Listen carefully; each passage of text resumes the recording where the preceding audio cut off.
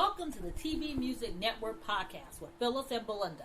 I'm Belinda. And I'm Phyllis. And today we're going to talk about the Daytime Emmys. Yes, the Daytime Emmys that were finally back on in front of an audience in person, live on CBS. Yes, the 49th Annual Daytime Emmy Awards. So next year will be the Big 5-0. So yeah, I wonder how exciting that will be for next year. But let's talk about this year's.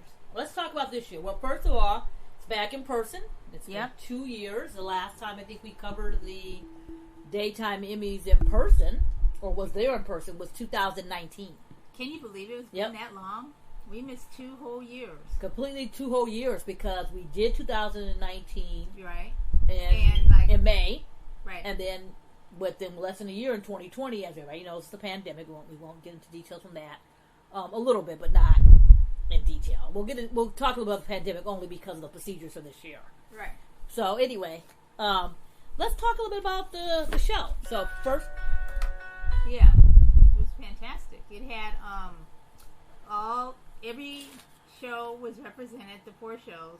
One thing that's kind of interesting though is that the categories have been split up. There's more than one Emmy ceremony now because there were so many different categories. Children's programming is on another specific one now. Entertainment news, I think, or Spanish language programming is on a complete other thing. Lifestyle and travel was part of the creative Emmys that were held the week before in a streaming ceremony. So that was kind of interesting. I'm a little not quite used to it just yet to see which ones are covered. And I miss the children's programming because that's one of my favorite ones. You know, seeing Sesame Street, seeing the Odd Squad, seeing some of the children's programming that has been so instrumental and educational. But I'm happy with the way that it was. Yeah, I thought it felt, well, there was 2 different ceremonies. We'll talk briefly about one, then we'll go to the other one. There was 2 different ceremonies, and it felt so much shorter. I remember going to the Creative Emmys, and I remember it just felt like we were there forever. I remember one time there'd be 4-hour ceremonies. We were up at the Sheraton up at Universal, and we literally were there past midnight. Yeah, and it was a long, long time. I think this being broken down made it seem shorter. It was although the creatives went about 3 hours or so, it just felt so much longer from 3 hours to 5 hours. I know for people listening at home, 3 hours sounds like a lot, but 3 hours isn't a lot when you're there for 5 hours. Right. So, I know it sounds silly, but you know what I mean, in general. Oh, and I think in the digital ceremonies, some of the digital web series and things that were, part of the Daytime Emmys have moved to primetime. Yeah. So that, streamlined a lot of the categories too, because honestly, it was hard to tell what the difference was. What was the difference between something that came on, that streamed at nighttime or was considered primetime versus what was considered daytime. So I do like that it's all part of one particular category or one particular thing now. And that was what I had asked the Daytime Emmy people. That was always my question, what was all the switches and why did we change things around? Of course, I had more questions I wanted to ask them in general, but they had to keep it with just the basics. It could do the time, but that's always something that I was always a little bit concerned about. So what's going to happen now, we had the Creative Emmys, and then we had the Daytime Emmys. Right. They were a broadcast ceremony. And then in the summertime, there's going to be the additional categories broken into different Emmys. Right. I know last year online it was 5 different ceremonies, 5 days in a row. I think this year they're broken up a little bit. I think it's 3 this time, and I know we got the date, or we're getting the date soon, and the nominees and all that. So we'll be talking about that later on, as it happens. As it happens. But I did think, I think I liked it. I think it didn't feel as long. Right. It didn't feel. I know, you like the kids and the Spanish categories and all that, and the digital, some other kind of stuff too. I didn't miss them, and not miss them in a negative way. I didn't miss them for time constraint because what people really don't understand is that you watch it online and it starts at 6 o'clock or 5 o'clock. Yeah, which means we're there at 3. What you're missing is that we're there at 3 o'clock doing all the interviews and all the prep and everything before the show starts. But the one thing I found about the creatives was there was more categories than the daytime. So there's always, extra categories. And one thing I found that was very, very interesting was that they did a red carpet from 3 o'clock until 5 o'clock. And then at 5 o'clock to 6 o'clock was a dinner break. Right. And so, and then the show started at 6. So we had a dinner break, which I was very happy. Like, wow, we get a dinner break, yay, Right. Usually we don't get a dinner break. Usually we're eating right as things are going on. But there was actually a dinner break. And then we got loaded and ready to go for the 6 o'clock start. And so 6 o'clock we started. The winner's walk starts about 15 minutes after. The time the first winner wins and comes backstage, because we were backstage. And the way they did it differently this year, to let viewers know, they didn't use the auditorium. Normally, when you go to Pasadena, it's in the auditorium. And there's seats, and there's you're sitting down, which you saw on last year's show, if you watched it. But this year, they decided to use the convention center next door for everything. And I know that was a COVID regulation because of the auditorium, everybody's sitting together, and So what they did, normally they have tickets for sale. You can buy tickets, they give away tickets, they do all this stuff. You have this big audience, and it fills the whole Pasadena. Right. This year, it was just in the auditorium. It was in the convention center, and they had, tables. They had these big round tables set up for creatives. For the daytime, they had smaller tables of 4, and then chairs in the back. Tables. They had cocktail tables, but the creative ceremony had big long tables because there was more people there, and that kind of spaced everybody out. Yeah, I liked it. I actually liked it. I actually liked it. I actually thought it was a good idea. I like it. And so the good part about that was that it was all spaced out or whatever. I think the bad part about that was that everyone wasn't allowed to go. People weren't allowed to take all the guests they normally take. Right. I know shows probably couldn't bring everybody they wanted to bring. But normally you go to these ceremonies and everyone's there from the cast. But it's best to be cautious. But it's best to be cautious and then to be non-cautious and just... the COVID protocols that we had to go through and what the shows had to go through was really strict. There was a company we had to register with in order to even be in the building. Right. And everyone had to do it. And they, right on the thing was your name and who are you, what are you doing here. App on your phone. There was an app on your phone and you had to be cleared. And each ceremony's listed, so you had to do one for each ceremony. You had to take a picture. And then you had to make sure you had your vaccine, everything, and then there's also a thing you had to take, which I did it early. Then I had to go back and redo it because I didn't realize that. 24 hours before the ceremony starts, you have to then do your last one. Right. Had you been sick, had you been so, that was your check-in. Well, I did mine 2 days before because they said don't wait till the last minute, and the form was long. Thought I was being clever, and I did it and then I was actually having to do it twice. I was actually locked out, and happened to notice it. The day before that my thing was going to expire, which is good because what would have happened, I would have gotten there and they would have said your thing's expired. I would pull the thing out, whatever, and then they had a check where you had to go to have. They had a COVID thing on site. You had to take a test. They had a health check tent. Right. And that was all before you even got on the stairs to pick up any type of credentials. So it was pretty interesting, but they were being precautious and being safety, and I did a very good job with it. Right. And also, what they did too, the red carpet is normally outside. And the red carpet was inside. And they kept the same red carpet for the creatives to the next week. And I thought that was lovely. Because, it has been very, very hot in L.A. I hate to complain. Everybody would have been uncomfortable. And number 2, I think it limited the amount of people that could be around. Because of the cost. Because of, the COVID regulations. Everyone had to wear a mask. They were very strict about that. Although I saw some people that didn't wear a mask, and it could have been enforced a little bit better. Which is fine. Mm-hmm. But I think it was fantastic that they had the carpet. It was really huge. It was long. It was very long. It was very huge. They did a good job with it. Right. Because normally you're outside, and it's been very, like I said, I don't like to complain, especially in Los Angeles, where I know other areas are having bad weather, but in Los Angeles right now, it's normally very beautiful. We've been having a lot of heat waves in LA. Triple digits. We've been having triple-digit weather. We've been having boo-hoo. Poor baby. Yeah.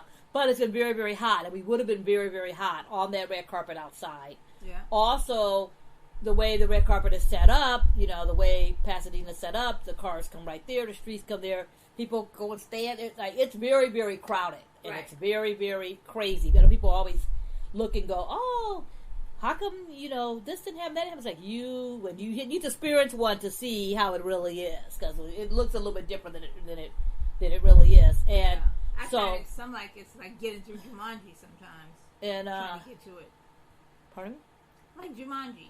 Like playing the game. Getting through something. That's what it reminds me of sometimes. Kevin Hart, Kevin? Yeah, if you can get through Jumanji. Seriously. Without getting some cake in your face. You're absolutely right. And the funny thing about it, too, and it happens at every award show, there's always this one celebrity, we won't say any names, that decides that they're going to skip the rest of the carpet and start and go behind and come back. I wasn't going to say any names. Oh, and I'm sorry. So they decide, not this year, but they decide they're going to come through and decide, and they don't understand that not only are we placed, we have our equipment behind us. Right. That is placed. So you can't go walking through easily. And that every was year, this year, though. every other places too, Grammys, everything. There's always that one celebrity, and you're for real, you cannot. You're not gonna come through. Oh, what's all this stuff? They're like, where am I? Yeah. But the really funny part though about Billy Flynn was when he decided to come through. This was not this year. It wasn't this year. So and when he decided to come through, he got trapped. Everybody was like, oh.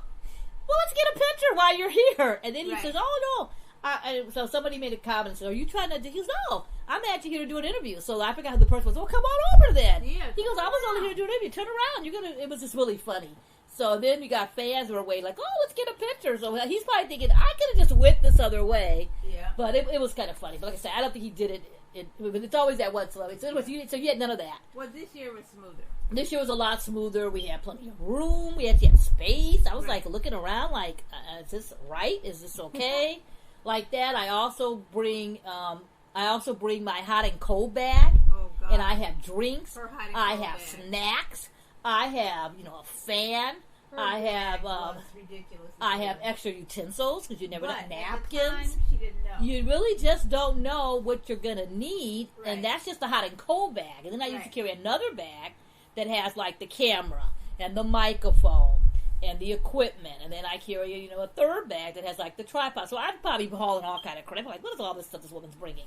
But we found out the first week we weren't gonna need that the second week, and whatever. So I still brought the hot and cold bag. Because I had to, there's a couple important things you have to bring, like Gatorade, things that aren't going to have backstage, Coke Classic.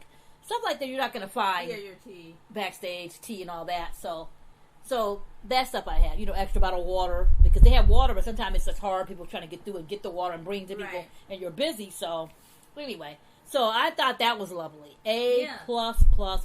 I would say, yes, do it again. Every year. Next year, the exact same way. And when we saw the setup, and I had like this gift area, and I'm like, this is definitely going to be the carpet the next week. We knew already. You could just tell there was no way they were going to have take this all down and put it whatever else too, and like that. And it was perfect because it was right next door. It was a shorter walk for the celebrities. For the celebrities, because usually, you're backstage in the auditorium and all that, and then you could go back and forth very easy. You could go in the auditorium, you could go, in the backstage area, so you could get around a lot easier than have to go down there, go out to the hallway, go up the So it was a very easier situation. Right, it was fantastic. The only disadvantage was people don't come on time. And I don't think people were expecting. People were expecting a longer check-in. Right. I shouldn't say don't come on time because we were on time, and it still took a while to get in, go to go whatever. Well, second day we were on time. First day, celebrities that showed up, the people that were going to walk the carpet. It took a longer time for them to get through, and I don't think they were expecting that. Yeah, I don't think they were expecting it. And then a lot of the cast members came together. I don't think they had vans for them or situations. People got ready in hotels. And whatever, and it being on a Friday as opposed to the Saturday, which was the creatives. The creatives, everybody was pretty much on time. Like the creatives, everybody, probably because it was Saturday. But as you know, or anyone doesn't know, or I'm sure you heard about LA traffic, you could leave an hour early and still get caught. And you're talking Pasadena. Exactly. So you could get caught in traffic if you're in a ride share, if you're driving yourself, or, if you're in walking distance. There's a hotel right there. I'm just going to walk in the hotel. And you realize, oh, okay, it's a little hot out. So that's the only thing I would say was a was a disadvantage because also with the timing, back to the creators. So when you're watching the creators and they were showing it on air, the one interesting part was that they took a dinner break during the ceremony. And I didn't know the dinner break wasn't at 5 o'clock when they finished this whole thing. And I was like, what was 17:05 and 6 that they didn't do the dinner break then? But it was, I think it's because what also people don't understand either too. One thing about a banquet room is that it has to be, the food has to be taken away and put on. And if you're in a live telecast, you can't do that. You can't have waiters coming through and taking glasses and cups and, and making all that noise. So that was why they did it, because they ate and they had to have that 20-minute break so they announced the dinner break and it went offline because it was being streamed online. People were like, what's happening and whatever. Right. And then they clear everything out and then come back and do whatever and finish that up. But a couple interesting things about that ceremony. About they gave away the guest performance. For a soap actor. And they usually give that away in the creatives. And I always wonder if that should be moved to the main ceremony. I can understand why they put it there. And it was the last award, too. So I think they do it to get people watching. Yeah, that is true. The soaps are like the main thing that people want to see. If they would have kept some other little categories, in creative, then I would say okay. But I think it's true. And then also what they used to do, and they kind of did this time too, they usually have 2 artists from each soap opera come and present. Present an award, present like a number of categories, and they pretty much had 2 to 3. And it was also very nice too to see people that weren't presenting there to come and support, like Michelle. You're talking about the casting crew. Yeah, so I thought that was kind of cool to see it, like Kate Linder. People who, some people, well, Kate was presenting, but to see other people there that came to support their cast, support the because these are behind the scene people. Support the people that were nominated in the guest acting categories. Too. Yeah, to nominate the guest acting category. Normally you don't see that often. Right. You see like it's a makeup team and here's a so and so team and you don't get a lot of the. I shouldn't say front of the house. Well, it's called below the line. Basically, that's the technical name for it. Below the line, which people that work behind the scenes. That's what they're called. Then they're on there, talent. So that's the real term for it. But it was a lot of fun. Yeah. I enjoyed it. It was great. My highlight was seeing Teddy King win. Yeah. I've been a fan of his since General Hospital, which is what I told him. No, but he won for his role. For his role with Jack Finnegan, Bone the Beautiful. And the funny part about it is that we've been talking about Teddy King recently, and I think we mentioned on our podcast before. Like, where is he? Can we get him back? Can he come to GH? Can he come somewhere?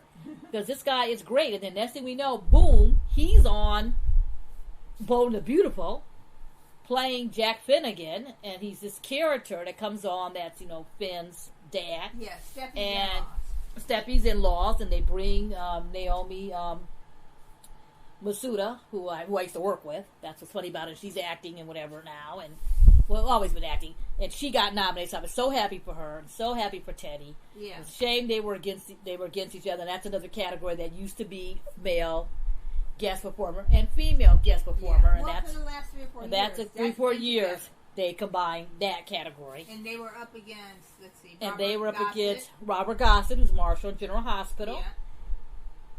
Yeah. And I don't think the other nominees. Michael Lowry. Yeah, Michael Lowry, who played Days for Lives. I talked to all of them, and I can't think right offhand. And the 5th, that's it. That's them. Yeah. Yeah, that's them. No. There might have been somebody else missing. What you call its mother? Naya. Yeah. Post a story. Okay. So that were the 5 nominees. They all were there. They looked great. They would do whatever. I didn't know who was going to win. I had read somewhere one guy predicted that Ted King was going to win. And he did. And I was very happy for him. I asked him where he was going to put his Emmy. He said he didn't know. Let's just take one step at a time.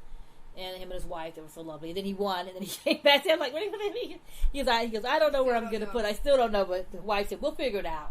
So when I saw them at the Emmys, I thought, I'm not going to ask the wife if she figured out where to put the Emmy at. So I thought I was going to ask, but I didn't. But he came back to present, which they normally do. Right. So that was good to see him. Other highlights from the creators was just seeing everybody kind of laxed, because when it's not on TV, you got more time, you make a mistake. It was kind of... It's not live, so you can do it's not live, and it was kind of fun to see, like, live broadcast. Live broadcast. To see Jennifer, who plays Dawn on Bone the Beautiful, with Raven, who plays Chanel, and they were like, "Oh, we're out finally!" It was just, to see them acting silly. It was really good, and Kate Linder. I have a thought. Was there with Taj from General Hospital, who we didn't see. We're like, and then we see him at the show. We're like, "Where were you all night?" And he goes, "Oh, I had a little." He goes, "I had an issue. I had to work from a function. I had to do something." And we're like, "Where?" So it was good to see everybody kind of loose. There was no timetable. And there was a timetable, but it wasn't like a You know what I'm trying to say? A timetable, but it was great. Yeah. One of the things I wanted to get your opinion on something. Mm-hmm. As far as the categories, before the categories were.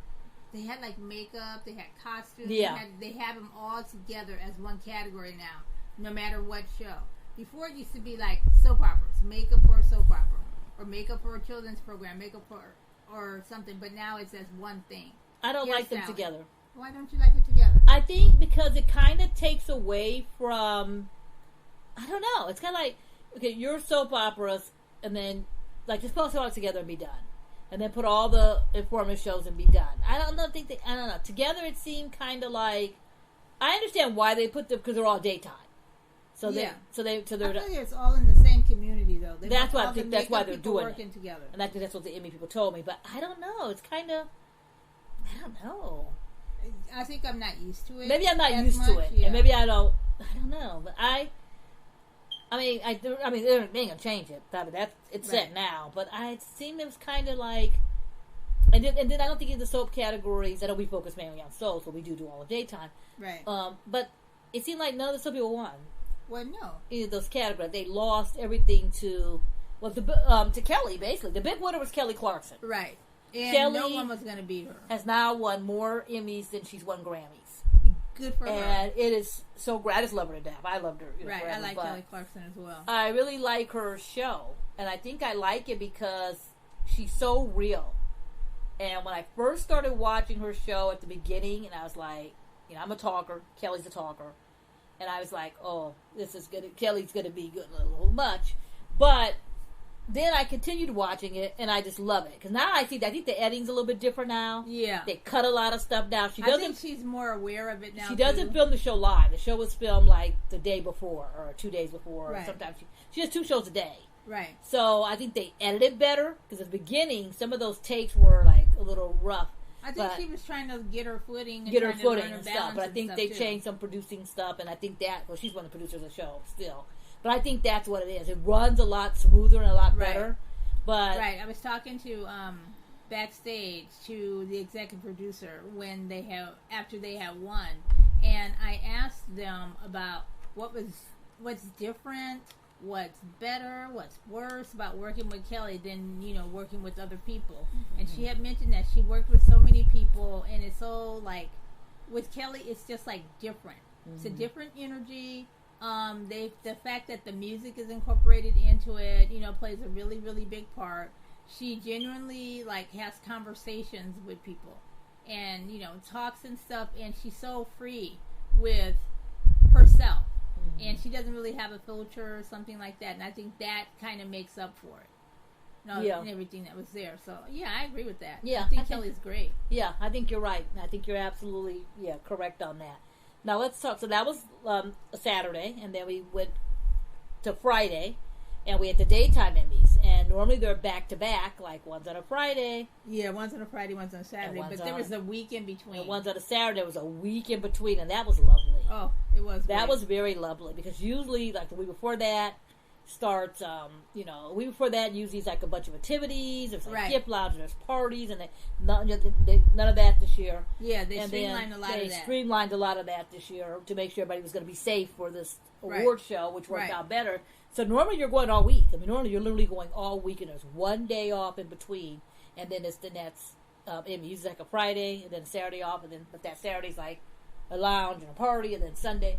But it was lovely to have that week. Yeah, it was great. It was lovely to have that week off and get stories done and get things done. I really enjoyed it. I did too. Probably a little too much anyway. So then we had the Daytime Emmys, where the live broadcast, which is on Channel 2. Right. It was hosted by our friends at Entertainment Tonight, Kevin Frazier and Nichelle Turner. They did a great job. They did a fantastic job. I really liked them. Yeah. I was so surprised they didn't have like Cheryl from The Talk and since it was on Channel 2. Cheryl didn't do it this year. Cheryl didn't do it this year. I was very surprised. And she wasn't there. I was so surprised. But anyway, we missed her. But they did such a cute job. And Nichelle and Kevin, they work well together. Together. I watch Entertainment Tonight every day. It's a show I tape every day. They're a perfect team. And when they first promoted Nichelle, I didn't know if it was going to be that way. I was like, oh. Because I was so used to seeing Kevin and Nancy. Right. Because Kevin and Nancy have known each other since they were in college. And they had such a good blend. I was like, it's going to be hard to find another match. And I really, really liked the two of them together. It was perfect. I thought they did a good job. Casting, I like how she was teasing him about being older and being old school. And they had that thing where she said her mom was all excited because she was all excited because Jack Abbott was in the room, and then he goes, she was teasing Peter Bergman. Teasing Peter Bergman, and he goes, oh no, I was having to see Cliff, and I laughed because I still call him Cliff, and from Cliff Warner from All My Children, the character he played more than 30 years ago. Hey, still Cliff. Yeah, and hey, he went to the All My Children reunion function. Did. He still claims Cliff. Yeah. Anyway, so that was, I thought they did a good job. Yeah, I liked how they were getting personal with the audience. Yeah. They did a little kiss cam. That was cute. They also had the little, the thought bubbles, Yeah, that didn't quite work, but it was still cute. Yeah, I think it didn't work, too, because if you're watching it, you can kind of read. If you're sitting there and you're looking on the monitor to see what it says, you don't quite... Yeah. So the audience really didn't know where to laugh because they were like, what is it? What's happening? Who is it? Yeah. Because they only have so many monitors to put up. Yeah. Right. But I would have done the kiss cam more, or I would have done something else. But I thought it was cute. They had Eric Marks on his wife, and then they kissed, and then they had Ari Zucker and her daughter. They looked at very cute. It was cute. And then they did a little thought thing they did with Marcy Miller. And Finola did. Yeah, and Finola did. So I thought that was cute. It was different. And one thing I did like, too, because sometimes the hosts can be too much. Like, they're too much in the audience. It's like the audience... They're nervous. They're like nominees. The show's gonna win. Are they gonna win? And then they always like to. So I like that they didn't really bother a lot. But they weren't like all in their face and like bothering them. And it was a 2-hour show, so I think the 2-hour show kind of streamlined that too. You only had 2 hours, and that was a commercial, so you had to keep it moving. Right. Where normally keep it moving. With that third hour, it probably would have got a little too long. I think, if they would have had the third hour. So I was happy with the 2 hours. So you want to talk about a little about the winners? Yeah. So General Hospital was like the big winner of the night. That was a big one of the night. Yeah, really good for them. They ended up taking outstanding drama show, directing, and all the acting. Pretty much, I was going to say all the acting categories, but not quite all. They didn't take the top two. They did they did supporting actor, supporting actress, and younger actor. Yeah, they took younger actor. I don't know what they call it. It's outstanding younger performance in a drama series. Wow. Okay, so and that category drives me crazy. Yeah, I know. So then Jeff Kober won for his role as Cyrus Vernell for supporting. Kelly Thiebaud won for her role as Dr. Britt Westbourne. And Nicholas Chavez won for his role as Spencer Cassadine, or should I say Cassadine? They never got that. They never get it right. They never pronounced it right the whole night. Cassadine. They never pronounced it right. Yeah. Someone should have told them at rehearsal. Yeah, I know. When they were rehearsing that on Friday, somebody should have said, "Let me make sure." But I'm pretty sure when they were saying those, the actors weren't in the room. Right. Because the actors do their part, and they go to rehearsal on Friday. I'm pretty sure that host person. And then it's weird because they give you those pronunciations too. So I'm sure. Yeah, there was probably a pronunciation somewhere. And by the time she read them all, I was like, they never got it right. Yeah. But let's talk about Kelly. Yeah, I thought Kelly was really interesting because we saw Kelly before the show. She said she was nervous. Yeah. And she didn't know what was going to happen. She wasn't expecting to win. That's what was really cool about it. She wasn't expecting to win. Yeah, that's what I liked about it. And that's what I liked about it. Her and Jeff Kober, some of those two. They both were like so chill. They weren't expecting to win. Jeff was nominated last year. This is Kelly's first nomination. She was like, I'm kind of nervous now that I'm here. But she's like, I'm just going with the flow. We joked about the storyline. We talked about, I asked her what was happening. I said, we can get this love life together. This is getting silly. So I've got issues with Cody, but we'll talk about that later. So we'll talk about that in another podcast. Well, she was just funny. We just laughed about it, talked. She was just like, I'm just here, my mom's here. Like, she was just there for the ride. Just there to enjoy and then the she ceremony. wins, and she was so shocked that she won. Her mom was there with her, which is really good. She had a family member with her. Right. And then afterwards, when she came backstage, that's what you want to be. You want to be, when they win, you want boom, you got to be sure you're backstage, so that's what that's just how they act. But you get the after reactions. Oh, how they thought, what happened. Right now. Were you nervous? Who you forgot to thank? And people always are saying they forgot someone. How do you feel about your story? How do you feel about what's going on? Yeah. So she came back and she was so in shock, and that was so good. She was so excited and I love those first time winners. And that was really because they were all. I think all of them were first time winners. Yeah. Right. I think every single one were first time winners, and I think that's and nothing to take away who win 3 or 4 times or whatever. But I think when you get that first time winner. And they're just so and she was just so cute. Yeah, she was just so enthusiastic, so cute. It was different to see that kind of side of her because sometimes I just want to strangle her character sometimes.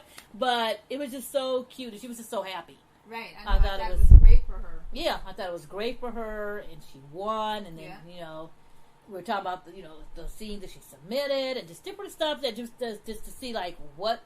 And it was really interesting because when I found the scene she submitted ahead of time, I was like, oh, those are things, that's interesting. But then looking at the competition, what did you think? Did you think she was going to win? I didn't think she was going to win, I'll just be honest.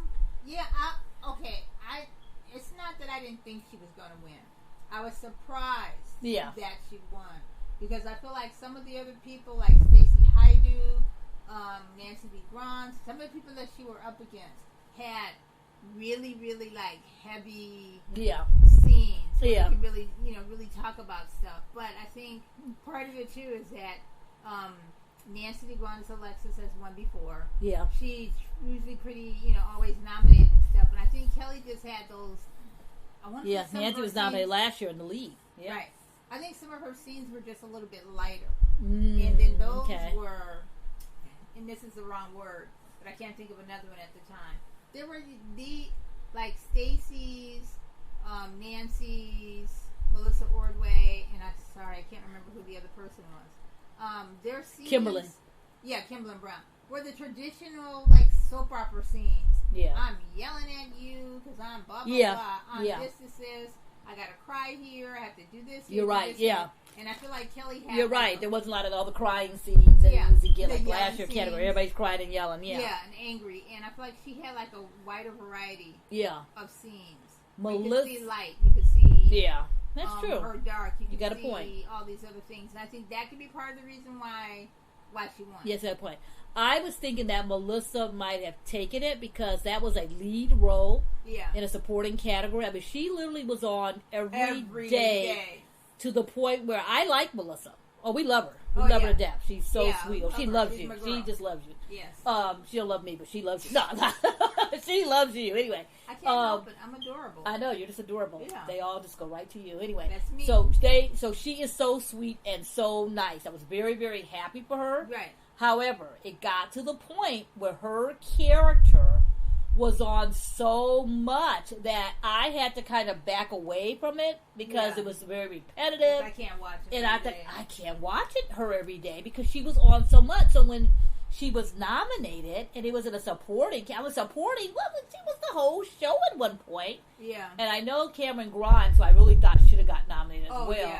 She had said that when people were tweeting her, she goes, "Oh, it's a little tricky when you go for the lead." And I'm like, she was for the lead, and she was for supporting. Right. And I know that can get sticky between shows and people. There's a lot of politics. I know. And stuff in there. We won't even go into all that. So I don't know who told which to go who and who decided what and who approved whatever. But I was like, really? She should have been in the lead category.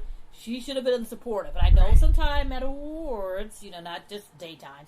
Even Oscars, and Golden Globes, Grammys, everything. People put themselves in other little strategic ways to get more notice. Notice. And I think that's what was happening with Melissa. I think they thought Melissa was probably going to take it if she was in supporting because she had the most airtime than any of those girls put together. All of them put together. Yeah, put together. So I really thought Melissa was going to win. Then she got sick, and she couldn't make it. Oh, that sucked. She's not going to be here because she gets to her and Jason Thompson went to Monte Carlo, came back, took the COVID thing, and they didn't pass it. They were not allowed to go. They couldn't come then. Right. So they were at home, watching it, all dressed up and stuff. And she was all excited for the first time being nominated. She's going to go with her parents and all that. So I really thought she was going to take it. Yeah, for her role. Good for Kelly. But it was good for Kelly. It was good for Kelly. Right. Jeff Kober. Very good for Jeff Kober. I love Jeff. Oh, me too. I love Jeff. I've loved him ever since China Beach. Yeah, I know you. Yeah, you old school Jeff. I didn't know about Jeff in China Beach. But there's something about his character. That's Cyrus. That's a villain. That's what I call a villain. He's odd enough just to do his villain, be annoying, but you love him at the same time. You wait for him to return. You love him, you see him at the same time, and then you see his weakness. Yes. As good as a villain he is, he has a weakness. He has his mother, and he has Laura. Yeah. Jeannie Francis, who plays his sister, who plays his sister. You see that. You need those kinds of things with villains, and he's like the perfect guy. He's the perfect villain. Yeah. Yeah, General Hospital due to time, I don't want to talk about the villains in the show. Right.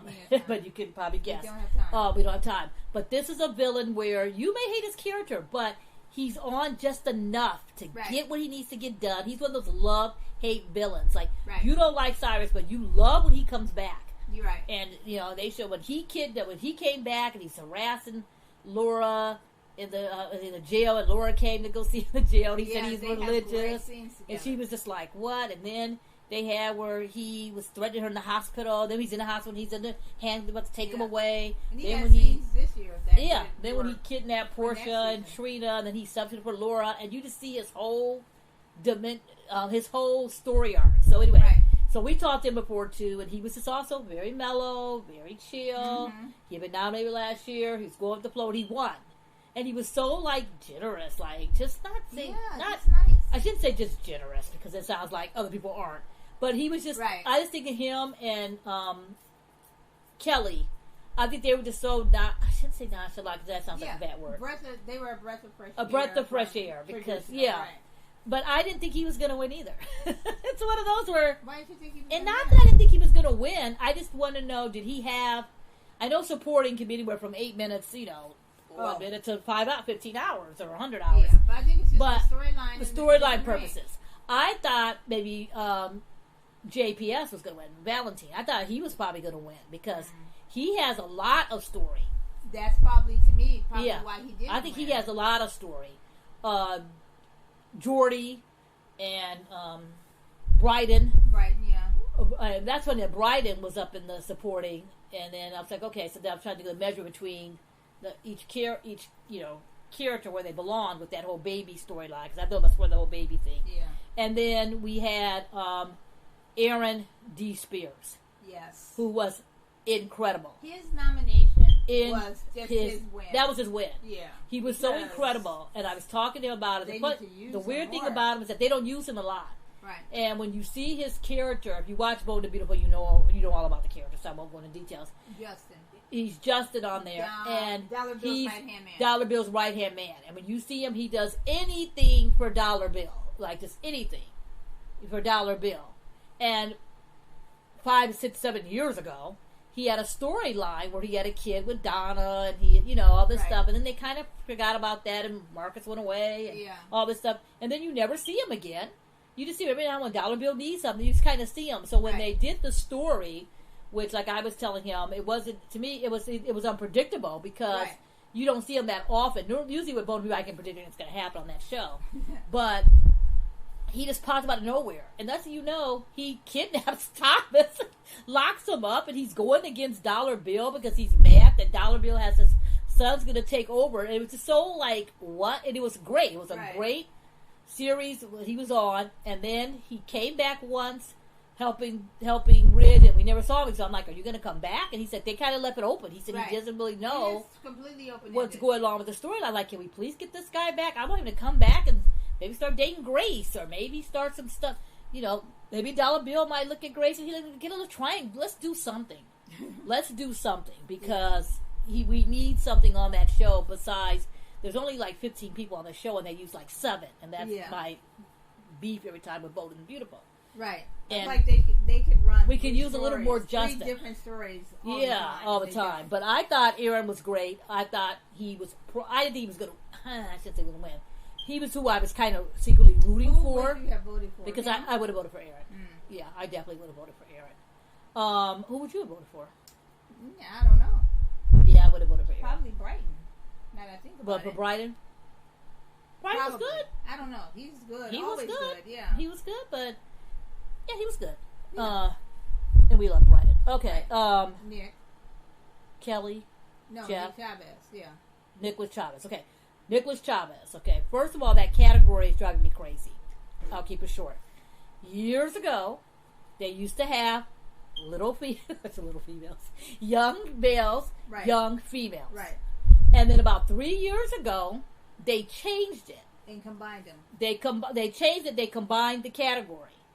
And ever since they had combined the category, it was driving me nuts. Because what's happening... Oh, they changed... I thought they did it too because there aren't that many that they feature.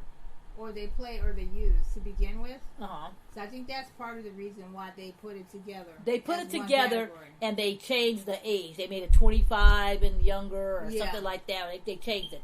Okay, my thing is that there's been years where they had that category and Kristen Aldis and her brother, what's the brother's name? Eric, Eden? Matthew. No, Matthew's his character. His real name. Eddie. They never got nominated for that award. It happened. And it didn't make any sense. I know. It didn't make, I'll make it short. They weren't. It didn't make any sense that those 2 alderman kids could not get a nomination when you had 5 and 5 and you had all those soap operas, okay? Now we only have a certain amount of soap operas. They combined the category. She ended up winning. Star. Right. Kristen won. Kristen ended up winning, but she finally, but they've had that thing, but there were so many other people that they could have been featuring. Now, if you look at GH alone could have took those 5 nominations. They took 3 with Sydney and William and Nicholas. Avery and Eden could have got up there, and that could have been the 5. So we had enough girls. Then you have over on the General Hospital side, little Douglas. We got Douglas. We got the little boy that plays Connor. Wait. Yeah. No, he got some scenes for next year, that little kid. Well, if he's still around, because that kid's booked and busy. But they got him. They got Douglas. They got him. They have Moses. They have the girl who plays Faith and the new girl. Yeah. Well, the new girl didn't come until, so she's in the cut line. But anyway, so you have, to me, they have enough people on these shows to make it still 2 categories. But to me, they don't. Okay, but to me, it's not really fair that you have best female, best male, actress, best male, best female supporting. Then you have every single award, and then this award and the guest award. I can't maybe the guests because they're not on time, but to me, it takes away from a younger actor and younger actress getting that award. So that's what doesn't bother me. That's what I haven't liked about that category because in the last 3 years they've done it. Victoria won last year. Was it Chloe Lanier the year before? Days of Our Lives, is that what you mean? She won that year. I think the year before was Chloe, wasn't it? Chloe Lanier, I think, won for the year before. No. It was definitely a girl. It was definitely a girl. I thought it was Olivia. A girl has... Oh, Olivia Rose. Yes, there's been a girl the last 3 years that have won this category. And I just think there is more people they can have, especially with that cutoff of the 25 and under. But now, next year... I'm all right with that. It's going to be the same, and they're lowering the age now because they did this rule, and that's why with Nicholas Chavez, I'm like, is he going to make the cut between that and supporting? Because they had this rule that if you're 21 at a certain time, if you started acting when you were 21, and there's a cutoff between your birthday, and I looked it up thinking, oh, shoot, is he going to go in a supporting category? So when he got nominated, I'm like, oh, okay. But I guess next year, it's going to be either 21 and under, or there's a change for next year, but they're not going to combine the categories. I mean, the categories are going to stay that same way. Yeah, I don't mind. And I think they should be, because I just thought that between the categories, if it had been split up, if it had split up, we got the 3 girls from General Hospital. They could have been up against each other, plus Lindsay Arnold, plus Lindsay Honor, who was up for days. And the girl from Y&R who left the show. Okay. What is her name? The sweet girl. We just met her. Since then, she's left the show. But they could have been those 5. Then we could have had Nicholas and William and Douglas and little Connor and Bobby Moses. We could have had 5 guys. You know? Or TJ. Did TJ make that? Is TJ still in that cuff? I think TJ may be gone off that cuff. TJ was up last year. Taj, who plays TJ. So we could have had the 5 and the 5. And I think we'd have had the 5 and the 5. You know, Nicholas could have won. I think Sydney probably would have took the other on the girls' end. But we're just saying that. We don't know.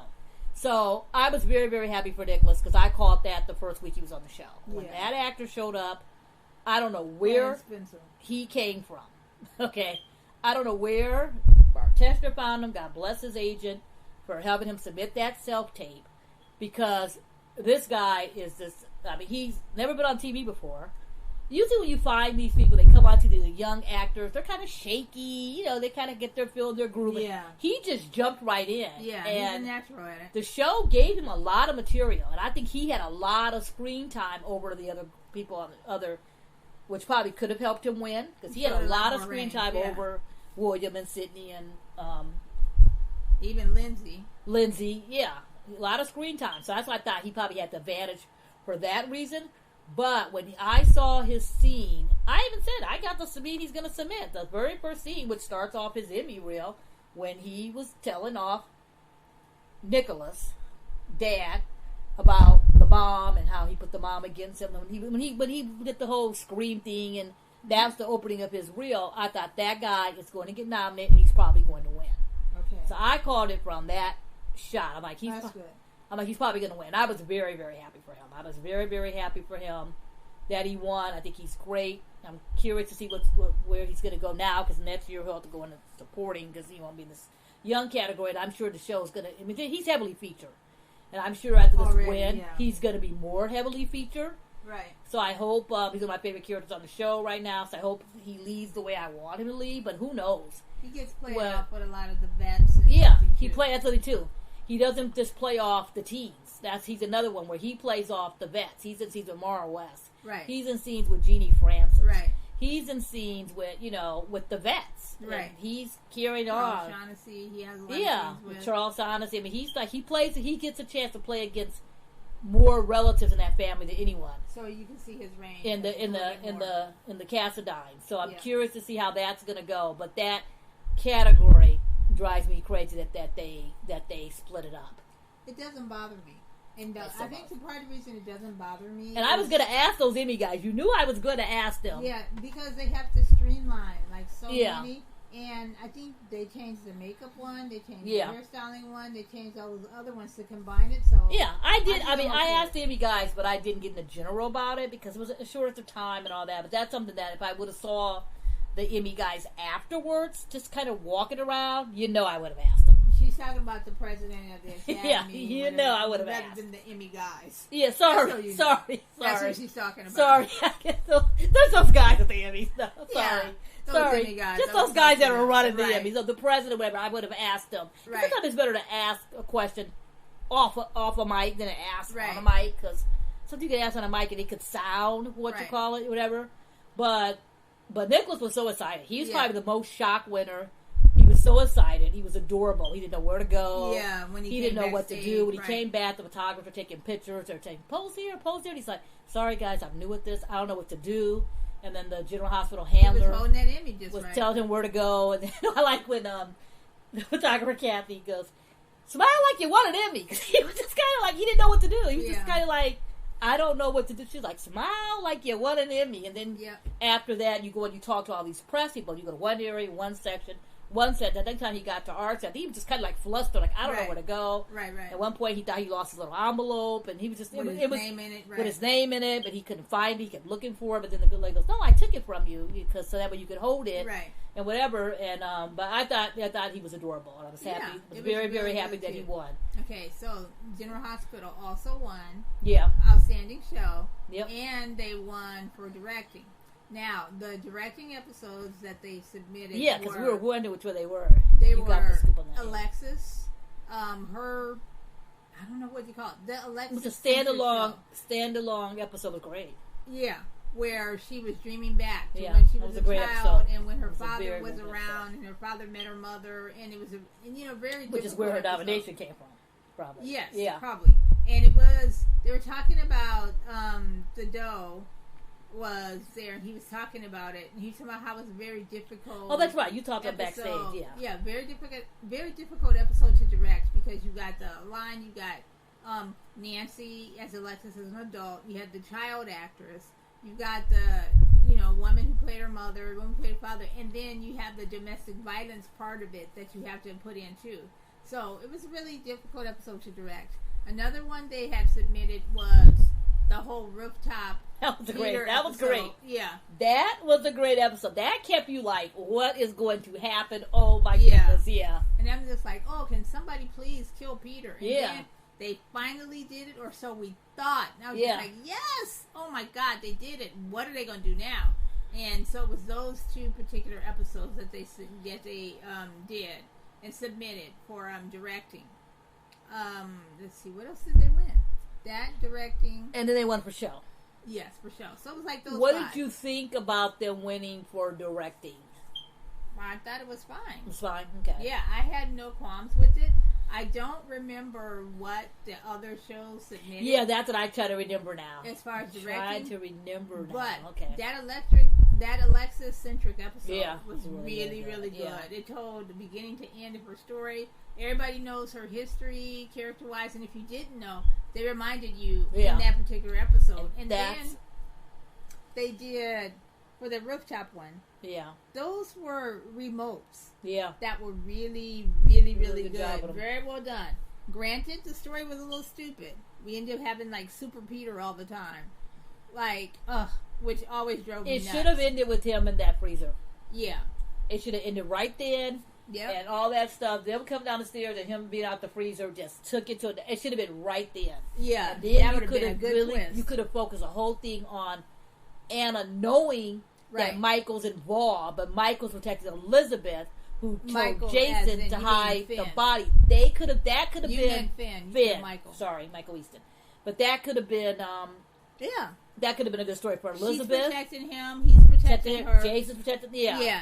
Jason's protecting Elizabeth. Elizabeth's protecting Finn. Anna's protecting Finn. Yeah. Anna kind of knew because even when Anna came down with Dante. Yeah, she knew. Dante was like, "What's what's going on?" She goes, "Oh, that would have been so good." But anyway, yeah. But it took a different twist. It took a different twist. Okay. So for the show episode, do you think? Last year, General Hospital won, and they submitted that women's election standalone. So do you think them doing another standalone for this year? What else did they submit? Did I'm they pretty say? Sure it was those. Well, we don't know what they. I thought it was those, but Frank didn't talk, so we don't know. Anyway, I think that's. You know what? I think it is. I think he did say that in an interview. Yeah, I think part of the reason they win is for those standalone episodes, so they can focus just on one thing and focus on just like a regular thing. I don't know. Yeah, GH is my show. It's the one show I watch every day live. Right. Like, I watch it at 2 o'clock. The other shows, I tape them and then I watch them afterwards. But I had a feeling they were going to win for show, but I was also surprised they won. Last year, I wasn't surprised, but I was actually kind of surprised that they won. Right. Maybe because there's little bits and pieces. Okay, I'm trying to think of last year. There's little bits and pieces of that show, because it was also December for the voting. Right. There's little pieces of that show last year that just dragged so much of me that it was driving me crazy, and it's still driving me crazy this year. Yeah, but all they need are just like two or three, they'll stand alone. So I was kind of surprised. I didn't know who did you think was going to win? Honestly, I thought maybe Y&R would win because they had, I think it was another Neo tribute episode. Yeah. I can't remember exactly. They won for music for that. That was really, really great. And the way they set that up was really good, too. Yeah. Oh, that probably also was on Devon's Reel. Yeah. The way they set that up was really good as well. But, yeah.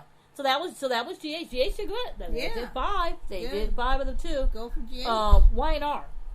Y&R, let's see. I know the memorable one was they had one for casting. Yeah, they won for casting. Yeah. And I was surprised. Yeah, it was a long time. I think everybody was surprised. It was expecting... Besides them. Everybody was expecting General Hospital. Martesha's won so many times. Right. For General Hospital. And I thought he was going to win. Yeah, but I wonder, too, if the reason this time that they won... I feel like they were more focused on their casting. Did they cast a family this time? Like a whole entire family, and didn't cast... just like random bits and pieces. But Days is the same thing, too. Because Days cast... a family too, and they could have won too. Yeah, they cast a family, and what I found interesting about Dave's casting, and we talked to the cast people backstage, and the main people they mentioned was Ashlyn. Yeah, Ashlyn and Tara, who were two actors that had been getting replaced. They showed the clip. That was kind of funny. And then, but Ashlyn only got replaced not because of him, not because I love that old Ashlyn actor. They had Naya's. Why do you call her Naya? I don't know. I'm confused as to who you're talking about. I keep calling her Naya, then I want to call her Hillary, and she's not Hillary. You mean Amanda? Amanda. Oh, you said Days. They mentioned Y&R. No, I did mention Days. Okay, that's why I'm confused. Yeah, and now I'm on Y&R. I was saying Days is the same thing with their family, and then Y&R cast their family. And to me, it seems like Days' family characters and GH's characters, I can't speak for both, were more defined than the Y&R casting people. Because when I look at who Y&R cast, and I look at Amanda's family, which the casting people really mentioned and really liked about it, I'm like, Sutton, the grandpa, to me, wasn't that developed. The mom wasn't that developed. Oh, my God. I loved it. No, I loved every bit of it. Yeah. I loved every bit of it. But what kept happening on the show, and it could have been because of COVID, they kept being off screen. She'd come back from talking with them. Right. She would come back and you would hear about it. Sure. The whole court case that was done was her and Kristen LeBlanc, and they went a flashback where they made it too. Yeah, so I think that they was had the only to do thing what they had to do. That's the only thing that was driving me a little nutty with that, because I wanted to see more of Grandpa. Right. I wanted a flashback of her dad somewhere. Yeah, I expected that to happen. I was waiting for Dad to be in the scene with Victor Newman and a 25-year flashback. And then the mom, the mom came. But the sister's a star. Love Lilani, the sister. They mentioned her. She is probably going to come more into this year. Right. But that's what I thought, as opposed to the other shows where I thought with those three with Y&R, and then with Tara and Ashlyn. Yeah, Tara, Ashlyn, and the little boy Harrison. Right. So I thought those three. So that's what I'm thinking, compared to all the people that I saw on Days, where Chanel coming in, and Paulina coming in, and TR, and people like, I thought they were more defined characters. And then on the GH side, with recasting of Spencer and bringing in Charles Sonesy, I just thought those people, they were more defined. So I was surprised when Y&R won the casting over GH. Bo I can speak for. Bo with Teddy King and with Naomi. Yeah, that whole family. With that family. But I don't know. That's just the way it goes. Yeah. If I would have bet money, I would have lost, because I would have bet that Mark was going to win again. Well, I was glad that they won. Yeah. And you asked about the casting too. It was very interesting to hear what they say, because you think differently when you watch a show, right? Versus when you vote, and versus when you look back at throughout the year. And a lot of times it's get hard too for everyone watching and us as well. Is that we're comparing what's happening this year when the voting goes from January to December. So you keep thinking ahead of what's happening already next year, and you're like, wait, you have to stop and say what happened till December. Right. Then go by that. Don't go by what's happening now. That's always hard, because I'm like, wait a minute, that was, and that happens a lot when you find out people submitting reels. You're like, wait, what about this person? Okay, so where are we? How did they not get nominated? Right. And that's why. And then, and then Y&R also won. Y&R hit a big milestone, and you could talk about that, with our lead actress. Huh? Our lead actress, Y&R. Michelle Morgan, yes, who won for Amanda. She made history. Fantastic. Made history. Yeah. And the thing that makes me mad about it is that I'm so happy for her, and I'm so fantastic, but I'm like, we've had 49 ceremonies, and she's the first one to actually win. And it makes me think of Debbie Morgan. who was basically your nominee pretty much the whole time. Yep. I don't know if there's even haven't been another one. Debbie Morgan. You just gotta say just 2 names. Yeah. Debbie and Morgan. Yeah. Why Debbie Morgan wasn't the first is beyond me. There's other people. Victoria Rao. There's some people you can name from, if you go through, and it shows you, as she said in her speech, and I know she said it backstage, it was also in her speech, that, it shows you where we've come and where we haven't even developed. Why hasn't there been nominations? Why hasn't there been a lead person to get those nominations? Yeah, but then I think of primetime, too. Yeah. Zendaya and Viola Davis. Yeah. Pretty much. Yeah. That's pretty much it. And there was a while there where at the Emmys, Jackie, who won like in 19 whatever, she had tweeted and said, "Oh, I still hold the record for." You're like, what? What? Yeah, I know. How many years? What do you mean you still hold the record for this? Right. So it shows you in your casting, and there's a big thing now about diversity and everything else too. And I remember I was watching what's her name I love to death, Misty Copeland, and she said, We're getting to the point where we are putting people in these positions. Like, we're putting people here, but we got to make sure that they're not just there to be a quote, to be a number. To be a number. Like, we need so many. Yeah, and to be just the only one. And to be the only one. She goes, they're all there now, so everyone's putting them there. Right. But we got to make sure they're not just there just to be a number, and then we do nothing with them. And so I'm hoping that with her win will help. Yeah. And, her win will help. Her storyline was great last year. She was so... Let's hope she has a great storyline. So cool. Let's hope she has a great storyline next year. I mean, I thought she was good. I thought that whole thing was interesting. But my only downfall was that it was a lot of it off camera.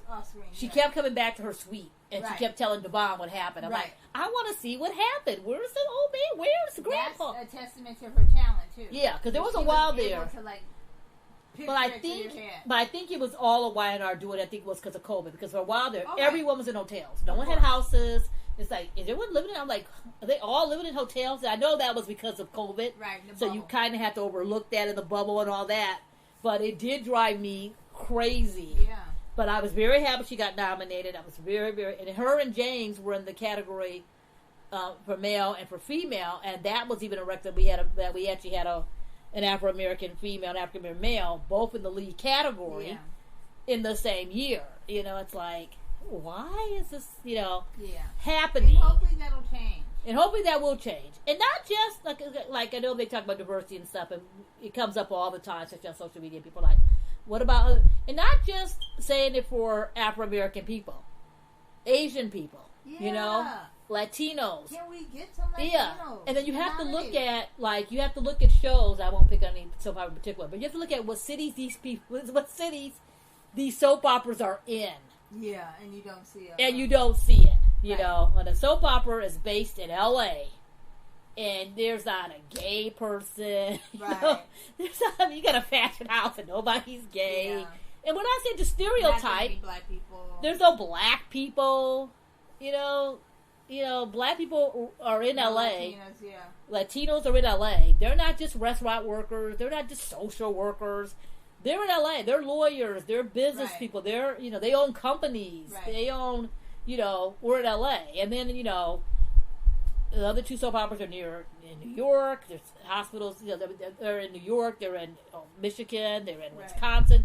There's people of all races in those areas doing stuff. Right. So not, just representation along the way that, that you see them more, they're doing something, and that they're not all in the same scene. Like, you don't have to have all the black people working together, all black people eating together. Yeah, they have other friends on the same story. It's like, I can understand families.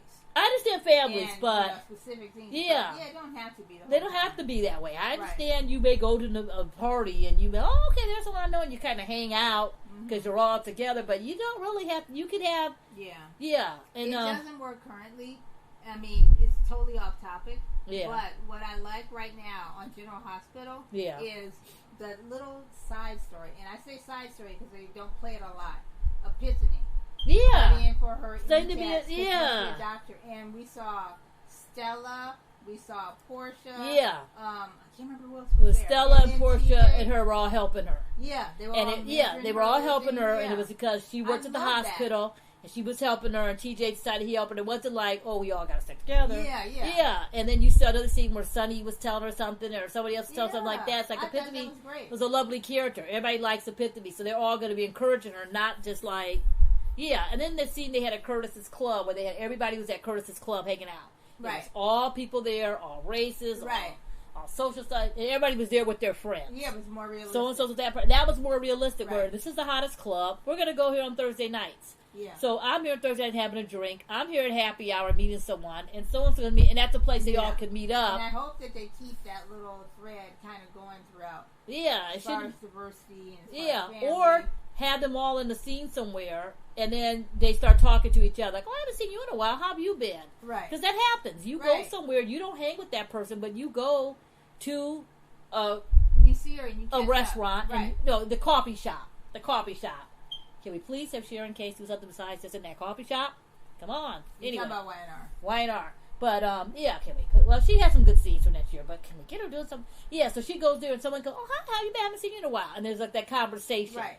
And then you do that, and it doesn't have to be where we all have to stick together. So that's what I'm saying. Just more diversity in general to balance out what we already have of, non-diverse. That's a good way to put it. Yeah. So speaking of like legendary icon status, kind of like, I don't know if it's making history or something, but Bold and the Beautiful.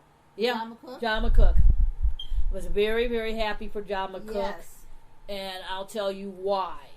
That storyline of John McCook, as you know, drove me absolutely insane. Yeah. He was worried about erectile dysfunction. Yeah. He couldn't really perform for his wife, his much younger wife, who had just come off of having an affair with one of the guys at the office, a much younger guy. So he was feeling a little like weird about that. Go. Yeah, so that's where that drove me crazy for all kind of reasons. Everybody knows because we go up and down. Oh, we all know. Everybody knows. Okay, but the one thing about that scene that he submitted, I knew the scene. Man, I saw it. I go, he's going to get nominated. I really thought TK was going to get nominated as well, Thurston K. But when that scene came and they go to their house and he's like losing it and he's trying to explain why he's doing what he does and all that. When it first came on, I was like, oh, here we go. I wasn't even like enthused to watch it because the storyline was driving me crazy. Yeah, and like I said, I played it back and he starts talking and it caught my eye. I watched it twice. Yeah. I watched it twice. I got all emotional. That never happened. It was such a good scene. And he just basically was an older guy and he was trying to explain it from his way. Right. Like he was saying how everybody left and he went through everyone who used to live at the house. How Stephanie died, and so left, and Brooke left, and Thurston, who played Ridge, he's trying to tell him that's not right. And the whole time when I first watched the first time, I was like, Zende still lives there? What's he talking about? Zende still in the guest house? He still sees them every day. He still every day at Forrester. You're all together. What are you talking about? But it got me. It actually got me. And I think it was the way they played off each other. And the same way I felt last year. Because, Thurston K is one of my favorite soap actors. Right. Doesn't get the record. He's been up nominated 6 times. But that's the one thing when Jackie won last year. She credited him. It's the play off of him. Now he plays her dad on the show. It's Steffi. Right. John McCook said the same thing when he said about the scenes. He goes playing off it. And I think the way that they act like father and son. You saw what he was going through, and it actually made you take that turn for Eric. Right. And made you see it from his point of view. From that point of view of a storyline I absolutely hated. Right. And that's what made it so good. So I knew he was going to get nominated, and I didn't picture him winning, but I thought that, he won, though. That was a good storyline. But it was really good for him. He's been on that show from the day one. He's one of the original, and there's only 2 left, two from that show. Right. From it started at 8. He's been on that show playing 36 Forrester years. for that many years. Right. And when they give him something to do, because like he even said that he hasn't been around a lot, and it could be because of, COVID procedures, because he hasn't been around a lot. Right. And he wants to be there more, and he wants to do more stuff, but he has to go with the writing and all that stuff. And I was happy. I was really happy that he happy won. He was very excited. He kept saying, "Oh, now they just won't say soap opera actor." Yeah, they'll say Emmy winner. And he was just so happy. Yeah, it was great. He said he's going to put his Emmy in. He knew where he's going to put his. He's the one person that knew where he was going to put his. He goes, I got a shelf behind me. They're right I do my Zoom calls and everything else. And, and he was all happy, and his wife, his family, and Molly, his daughter's an actress. She was all on. He did it on social media. They were having like a little party for him, but he was so cute. He was just great. It was just good to see a first time winner that had been on the show that long actually win, and it was that storyline that I hated. That was the weird part about it. I was like, but when I watched that episode, I even watched it back and told you about it. I watched it back. I was like, wow. Yeah, the performances were fantastic. His performance was great. The other nominees, I thought James had a good year. Everyone thought James Reynolds was going to win. Yeah. And I kind of thought so too. And he'd won before, but so I'm happy. I wasn't really sure. Spread the wealth. I wasn't really sure. Mm-hmm. Peter Bergman. Won before. He's won before. That's why I think, like... Yeah, Peter won before. I'm trying to think for the acting year, like, who did you think? Oh, I know. I'm just thinking of that. Yeah, I'm thinking of the acting year, too, but I like that they had all pretty much won Eric, before, and who has won Martha, before. But there was, because it was all the four, but there wasn't a GH. There wasn't a GH lead this year. And last year it was like 3 GH leads. Right. So I guess it just depends on the storylines. But that's what I thought was very interesting. I was thinking who's going to win this category? And I didn't really know which way it was going to go, but I was surprised.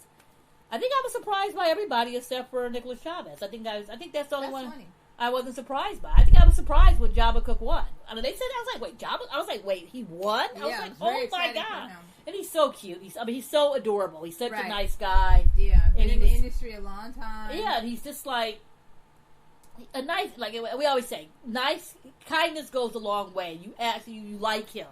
He's whatever, And speaking of liking John McCook, he's really good friends with John Aniston, which I did not know. And he was talking about working. John Aniston, who's got the Lifetime Achievement Award. Who's on Days of Our Lives, who got the Lifetime Achievement Award. And he was talking about how they're really good friends, and he goes to his house and they play cards. And he named a third person, too, but I don't know the third person, if that person's in the industry or not, And he said that, it's going to be really cool because I'm getting this award and he's getting this award. And they do the Lifetime Achievement Award, and it was really nice. I wish you would have been there. Yeah. Or had some kind of a tape package. Suzanne Rogers, who plays his TV wife. She came and accepted it for him. But I really liked that they had Jennifer Aniston on a video. John's famous daughter. Talking about... she was really... I thought it was great, where she talked about how his industry, how his show has been very memorable. He's had a lot of things in Hollywood. And I don't know if he's the reason that she was acting or to begin with, but I thought it was really nice. She did a really nice video tribute on that.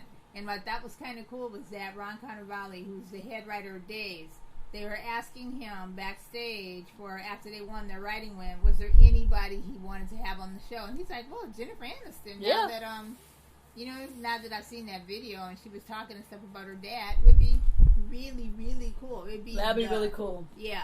Have her do a cameo, come in and bring him in. And one thing I thought that was also really cute and funny at the same time, there was a person there that was on another show, I think it was one of the judge shows, who had a name similar to Jennifer Aniston, and on the type sheet that we get to tell you her name was there, and everybody's like, Jennifer Aniston. I was like, I didn't see Jennifer Aniston's name on this list. I'm like, she's actually coming? Because I thought she'd be via tape. That's what I thought too. We don't know if he's coming. Right. Really? Okay. That's funny. So finally I'm thinking, where are they getting this from? And it wasn't until maybe 15 minutes before the carpet ended. Here comes the person comes to the sign. Oh, and they're bringing this girl. She's all dressed up, and it says, Dr.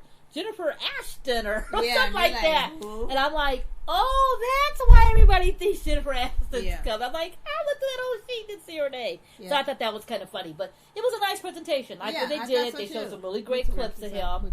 I like the way they did it. And I thought that was very, very nice. Lastly, you wanted to talk about the In Memoriam. Oh, yeah. And Michael Bowden. The In Memoriam, I thought was interesting. And I only say interesting because of Michael Bolton. Yeah. And it's not so much, I mean, it was really, we always lose people, in the daytime community and regular stuff. And I was glad that they had people and that they remembered people. But I thought that the Michael Bolton part of it was a little off. He's saying, how am I supposed to live without you? As part of the tribute. And that song is so not that to me. Yeah. I think it's a totally different song. And it totally makes sense. Just have him sing. It's kind of like they picked him out based on that song without knowing what that song is about. Yeah. And because that song, Michael Bolton's song, is about... Yeah, like someone walked out on me. Someone left and you, I'm trying to get my someone back. left you. Yeah. It's kind of like people singing Every Breath You Take. Yeah, and it's a song. And all these things, and they have no clue Yeah. what Sting wrote about. They're like, oh, I'm doing a duet. We're going to do Every Breath You Take. Like, okay. Yeah, it's like, no. Or when they do Queen. Yeah. Show must go on. They Yeah. sing it, they're all probably like, do you guys know what the song is about? Yeah, I know. So Yeah. I kind of wish that they had sang another song. Yeah, someone should have researched that when they Yeah. hired Michael Bolton. And Michael Bolton should have said, I'm not singing that. And then he sang twice. Yeah. The It's like, second why are you song back? And was nothing the against song Michael from Bolton. American Song Contest? I don't know. He sang his new song. Yeah. And I understand that because he's trying to promote his stuff. And then the music in general. Yeah. I don't think the music matched the Emmys. Like, It didn't match. Were going up to the stage. No, it didn't match at all. Yeah, it didn't match. And I was like, But can we that's get the Questlove? Can we get Yeah. somebody that can make it match? Or can we get some of these nominees and winners in music to do something with the music? Maybe a past winner do the music, or I don't know. Oh, and then my only other thing that I wanted to mention really quick. It was 50-year anniversary of The Price is Right. Yeah. So they had a little tribute to The Price is Right people, but it would have been nice to have I don't know. Somebody there. Well, no, Drew Carey was there. Oh, that's right. Drew Carey was there. And Yeah. because I saw James. They were there. Yeah, James, one of the models. They were there. But it seems like they could have done it a little bit longer, Yeah. a little bit differently. Yeah. Whatever. And then they also, Ellen's show left the air this year, and Maury Povich left the air this year too. And they're not they won't be coming back, but they can still get nominated.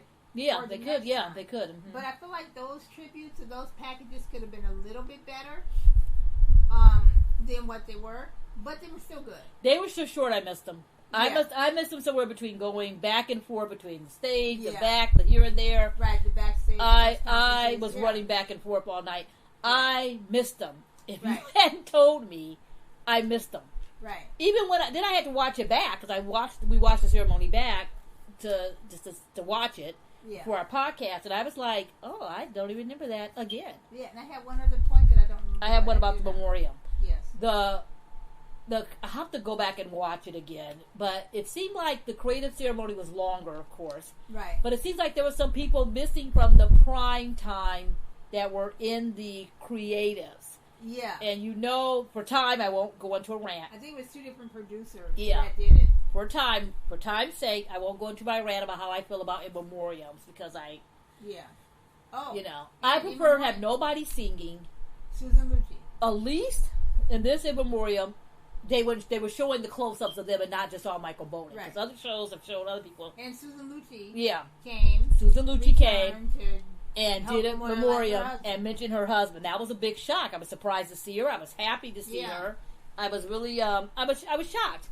I was really, really shocked. I missed her. I thought about her. I thought about her at the creators when they showed her husband in the package. I thought, God, I wonder how Susan Lucci's doing. We'll have to ask. We'll have to ask Lish or just ask Alicia Minshew how she's doing. But he wants to talk to her. So I was really surprised to see her there. And she took pictures and she, walked the carpet and all that. But she didn't do the whole carpet. But I was just really surprised to see her. I was glad that Drew Barrymore was there. Right. Tamron Hall was there. Hall showed up, yeah. I was really, really glad that they were there. But it was nice to see Kelly Clarkson. But I know it's summer. She's taking this. She said that she was taking the summer off with her kids because she's going through divorce. She went through divorce and she had to work through all that. And she's working all those jobs. And I understand that. Right. Because in the past, we used to have all those people show up. Oh, yeah, I'm still and then they stopped coming. And people said it today. Where's Steve Harvey? Yeah, where's Steve Harvey? And that's the thing with the daytime thing. It's like an award show where you see some actors goes to every single award show. They block their calendar off, but then they don't block off some other award shows. It's like, you should block off every single show in a campaign should be there. That's how people that you work in daytime, you should be there. And I know it's a difference between New York and LA, but they used to come when it was in New York. People came when it was in Vegas. Yeah. You know, so where's Ryan and Kelly? You know, where's the View people? Where is the talk had too. Yeah. The View people were in the Bahamas. Yeah.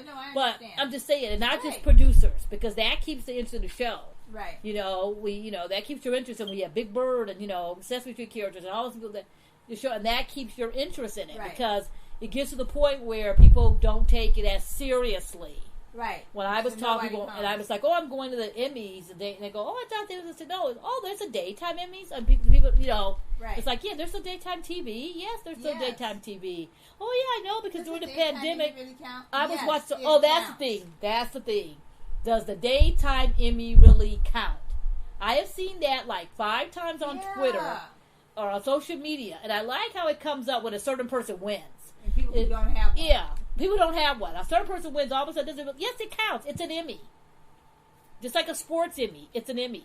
Right. Just like a project, it's an Emmy. Right. It's called an Emmy. You are an Emmy winner. It doesn't matter where you got the Emmy from. There's different categories in a while. But that's one of the things, too. So I thought the Memoriam, I thought they could have added some, I don't know. I get Michael Bolton didn't need to say that second song. He could have sang that going out. Another thing I would have thought, too, maybe they'll do it next year. I did like how they had a person at a table introduce their show. Yes. That was good. I like that. I like that. And I like that they introduced all the series that were up all the series that... And they showed a clip. And they showed a clip. So I do like that part. And I do like that it didn't drag on. It was 2 hours. Yeah. They got it to the thing. I like they spaced out the categories. They started with supporting, then it was like a gap, and they ended with actor, actress, and show. Right. Like like the leads at the end. And so I kind of like how they did that. And they threw some stuff in the middle, like you wouldn't see. Because usually you start watching, they go to supporting. Then there's just all these other categories, and you like into the soaps. And then they go back to it. Right. I kind of think they kind of mixed it up, like informative show and informative host. And I liked it. I thought the way they mixed it up was good, and they kept it within 2 hours. So overall, I thought it was a great show. Yeah, I don't remember. I would give it out of 10. I would give it an 8. Yeah, I don't remember a lot of people saying they were bored with it or they were, so and so. I think, and then I also thought too, if you're not heavily into daytime, you could watch it and still enjoy it. Right. You could watch it and still enjoy it. And some of the feedback I saw on social media when I did just a regular search of people were like, "Oh, General Hospital stuff comes on. I used to watch it with my grandmother. It's on right. There's a show right now." So I noticed that when I do general searches. Right. People were saying that, like, "Oh, really? Wow, that's Deidre Hall. Right. I used to watch that in college." Yeah, exactly. So people who don't even know there's still soap operas and there's certain things going on, whatever, seem to have found out about the soap operas because of the pandemic. So I think that's one thing the pandemic helped. I meet more people now that said, I ain't watched the show in years, and I'm starting to watch it now. Or I started watching it back when I saw so-and-so because people had that time off. Right. My dad started watching it, or my mom watched it. Like, I'm going to work. My dad's going to tell you what happened. Right. Where we're used to, your parents watched it, and our grandparents watched it, and our dad started watching it because of your work schedule. And I'd be like, what happened? Or I used to meet a lot of guys, and they would say, "Oh, I don't get into soaps. I don't watch soaps. I don't watch soaps." And then one day we're talking about the soap operas, and they jump in and start telling me this thing about the Santos. Like, wait a minute, how do you know about the Santos family? Yeah. I said, you can tell me if you, I watch with my wife. It's okay to watch with your wife, but now you got people that are, all ages, all races, males, people, everyone's watching it, and they're not ashamed to admit it. Right. Yeah, it's like, you wonder. The best one is Snoop Dogg, super fan. Yeah. When he said he wanted to be a One Life to Live, he goes, because I used to watch that with my grandmother when I came home from school. It's like, so people, watching some Bo Buchanan. Yeah, so that's how he goes. That's how he picked his character out. So that's what I thought. I thought it was good. I thought it was good to see new winners. Right. I was happy with that. I liked everybody was so happy. I liked everybody had fun. I liked seeing.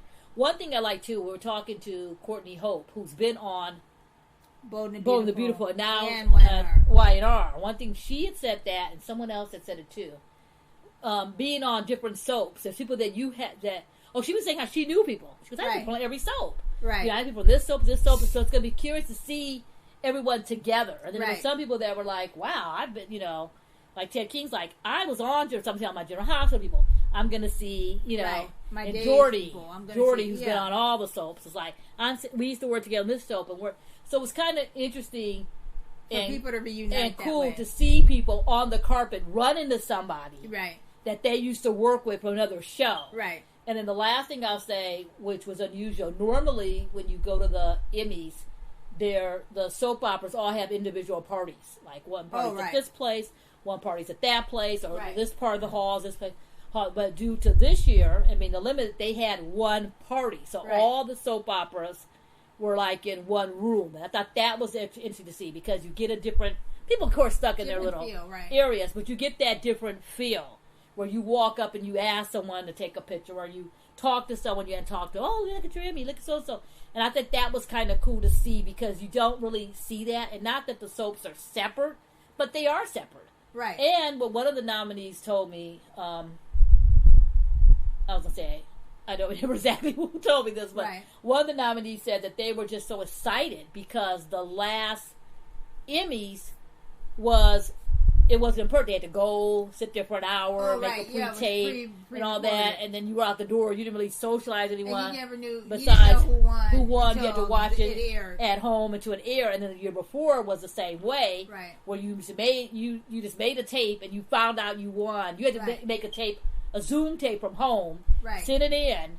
And then when you won, they showed it. So you had to have a party at home, watch it like someone said, I'm watching this at my apartment with my friends and don't know if we're going to win. We all sitting there in the food. And, like Olivia Rose Keegan. That was cute. You're just sitting there, am I going to win? And then here they are, like Eva LaRue, and like, oh, I won. So that was the element of surprise. And you don't, because no one knows who wins until the envelope gets open too. Yeah. So I thought that was a good dynamic, just to see everybody happy, everybody all dressed up. Everybody was dressed to the nines. Yeah. People were like, Best dressed cast, General Hospital.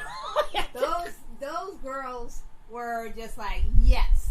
And then a shout out to Brittany Sharpey. Who used to be on General Hospital. I think that could be why. It was just like, okay, when you watch, these chicks were just like, hey, it's been 2 years. It's been 2 years. Let me pull out my badass dress, put it on my badass body. Seriously. And walk that carpet. Because if you watch the 4 shows, those Y&R people are always decked out. Yeah. When you watch the show. But when you watch Hospital, they're not all decked out. Yeah, but these, as a cast, oh my God. at the Emmys, they came and said, we're taking names. The girl who plays Jordan, Tanisha Harper, she walked in the room, stopped. Yeah. Literally everybody stopped. If you were doing an interview right there, everybody stopped. You had to look at this beautiful woman. And everybody, and I remember one guy, and was like, who is that? Like, everybody was like, who? She walked in like, kind of funny. I am here. I'm about to take over this red carpet. I'm starting here. And I'm going down there. Walk my way down. Everyone was like, "Who is she?" They came. They were. That was Brooke funny. Kerr. These people at General Hospital, they got ready. They were like, "We are ready." What's her name? Nina. Cynthia. Cynthia Wartrow. Remember, she walked right by me. I was like, "Who are these?" They were just like, not saying she doesn't look like, just they were just walking in like. Who was up there? Lisa looks sister. Lisa always she always looks good, but just that they were just like, we're here. Yes, we're late. We're late, but we're late, good. But we look good. We are here. Heads turned. Yeah. When they just walked, and then it was just like, and then they came in a pack. It was like they came in like a pack of people, and people were like. And there was a guy that was like a little gift lounge, a little gift thing at the table. You go and you pose pictures, and his cameraman was like, he was like, "What's going on? Like, who are these people?" It was just like, it was pretty funny. That they best dressed cast was General Hospital. General Hospital. The girls were all looking, hair done, makeup ready. Michelle and Camilla Bandis and Brittany. But as a whole, General Hospital just took it out. And then the guys the guys were in tuxes. Yeah. They had on their best suits. It was like, what happened? Did they have a clothing okay? Did they sit there and say we have a meeting? The meeting's a Daytime Emmys. Yeah. Everyone's going. Yeah. What's her name? Real sweet. Sasha. Girl plays Sasha. Sophia Manson, yeah. She was on the carpet with her phone, and she was doing some video, and I'm like, who's that? Is that Sasha? I mean, these women were just like, great. I mean, these are shows you watch every day. This kid, they were like, we're gonna win Best Show tonight. We're probably, and we're gonna be dressed to the nines if we win Best Show, and we're walking up on that stage. But yeah, it was great. I thought that was interesting. Yeah, it was just like, I was like, I must admit, it was great. And if you didn't watch it or didn't see it, go back and look at some pictures and just watch this, and you'll be going, what? It was great. It was good to see and funny at the same time that everybody just completely stopped. Like, what is happening here? And then they're trying to get people into the show because the show started at 6, and the carpet was in at 5, and it literally was like 5:35. They had rushed. Yeah, they usually like to get people seated. Before. I'm like, are they having a dinner break? Are they having something? Because we had a dinner break. I'm like, they got to set up. What's happening? They got to set cameras up, and what happened? A lot of the nominees that came through, they were rushing them. To get them in. I'm like, you're rushing to get them in. This thing doesn't start to sit. So I thought, they're going to have a dinner. And then the people that were coming. Directing classes, and especially it's a live show. Yeah. You want them butts in the seat. Oh, and that's what they did. I mean, literally, there were some nominees we completely missed because they just were like, we got to go. And I'm thinking, you got plenty of time, but they were just trying to get people in the door. And I understand you got seating, you got arrangements, and all that. And then you got this whole cast of latecomers coming in. I mean, people were just coming and coming. There were people that I didn't see until like after the show. Right. I was like, where were you? Where were you? I was like, hi, where were you and all that? So that was basically an overall. But we gave you an overall review of it, what happened at the show, what happened backstage. There's more to talk about, but due to time, we won't. Due to time, we won't talk about and things that happen.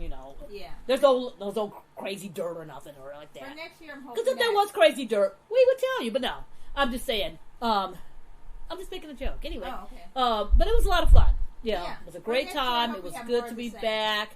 Hope we have more of the same. We loved it. The red carpet was great. Love seeing all some of those soap stars we literally have not seen in 2 years. I mean, these are soap stars we used to see. Maybe longer. Some people, Maybe actually longer. I mean, because in between the Emmys, there's also other events. There's also Days of Days events. There's primetime events that daytime people show up at. Right. There's Kristen LeBlanc we used to see all the time. And we literally had not seen him. We were trying to guess how long it was. I thought it's probably been 2.5 years. And so it was really good to see some people. Then there was also some people that we hadn't met because it's been 2 years. So that was great. We had a good time. You can if you want more information, we're still putting up interviews. You can go online, go to TVMusicNetwork.com, on Instagram, YouTube, watch the videos, go to the website, check out, we have backstage footage, we have more interviews to put up. Check out our YouTube, and if you want to see past Emmy ceremonies and past, events. Vintage interviews with Daytime and with, different soap stars, you can watch that. Right. And I think that's about it. Yeah. Do you have anything else you would say? I think we mentioned what we would change, what we wouldn't change. I think we did a lot.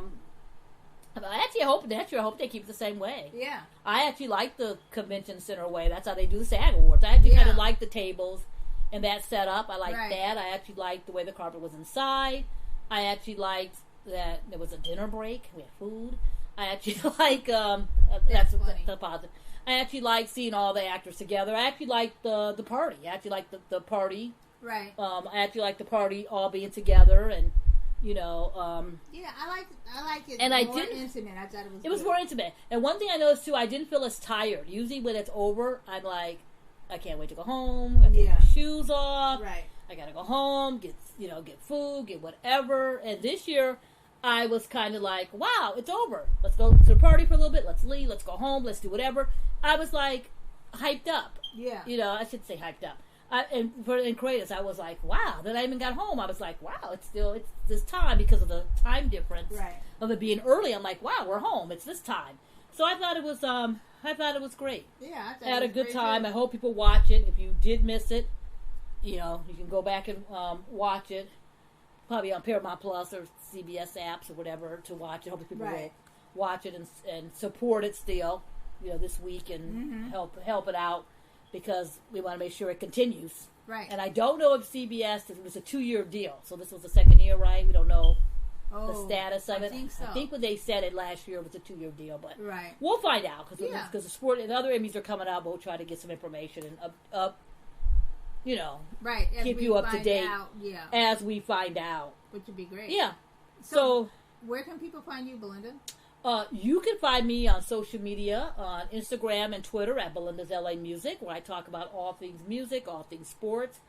All things music. All things music. A lot of soap chat, music, rants, raves, fun things, videos, Lionel Richie, stuff like that. Some important things. Anything to do with the 80s, because anytime you can talk about the 80s, you gotta slide it in. And Phyllis, where can we find you? You can find me on Twitter, Instagram, Phyllis Thomas, Phyllis_Thomas, Phyllis S. Thomas, TVMusic Network, where I talk about anything that hits me the right way.